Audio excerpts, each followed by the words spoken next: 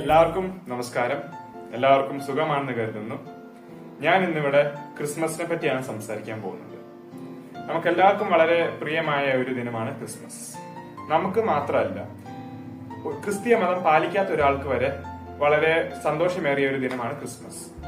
അവരോട് ചിലപ്പം തനിക്ക് ക്രിസ്തീയ മതത്തെ പറ്റി എന്തറിയാം എന്ന് ചോദിച്ചു കഴിഞ്ഞാൽ അവരേറ്റവും ആദ്യം പറയാൻ പോകുന്നത് ക്രിസ്മസിനെ പറ്റിയായിരിക്കും. ഒരു ക്രിസ്ത്യാനിയോട് ക്രിസ്മസിന് അർത്ഥം ചോദിച്ചു കഴിഞ്ഞാൽ അവര് പറയാൻ പോകുന്നത് ഒരു 25 ദിവസത്തിന്റെ നോമ്പിന് ശേഷം കുടുംബക്കാരും കൂട്ടുകാരുടെ ഒപ്പം കൂടുന്ന ഒരു ദിനമാണ് ക്രിസ്മസ്.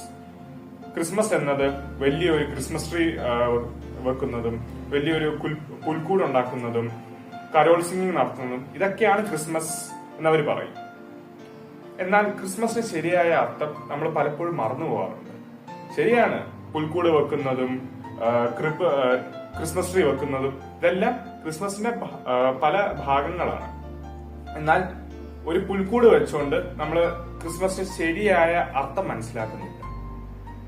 ക്രിസ്മസിന്റെ ശരിയായ അർത്ഥത്തെ പറ്റി പറയുവാണെങ്കിൽ, നമ്മുടെ കർത്താവായ ഈശോ മിശിഹ സ്വർഗത്തിൽ നിന്ന് ഭൂമിയിൽ വന്ന് മനുഷ്യനായി പിറന്ന് ഇനിയുള്ള 33 വർഷം നമുക്ക് വേണ്ടി നമ്മുടെ ഇടയിൽ താമസിച്ച് ഒടുവിൽ ഗുഡ് ഫ്രൈഡേയുടെ അന്ന് നമുക്ക് വേണ്ടി മരിക്കാൻ തുടക്കമിട്ട ദിവസമാണ് ക്രിസ്മസ്.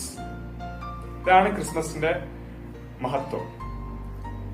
യേശു ക്രിസ്തു മനുഷ്യരുടെ ആത്മീയ രക്ഷയ്ക്ക് തുടക്കമിട്ട ദിവസമാണ് ക്രിസ്മസ്. അതുകൊണ്ട് നമുക്ക് എല്ലാവർക്കും ക്രിസ്മസിന്റെ ഈ ശരിയായ അർത്ഥം മനസ്സിൽ വെച്ചുകൊണ്ട് ഇനി ഈ വരാൻ പോകുന്ന ക്രിസ്മസ് നമുക്ക് അടിച്ചു പൊളിക്കാം. എല്ലാവർക്കും മെരി ക്രിസ്മസ്.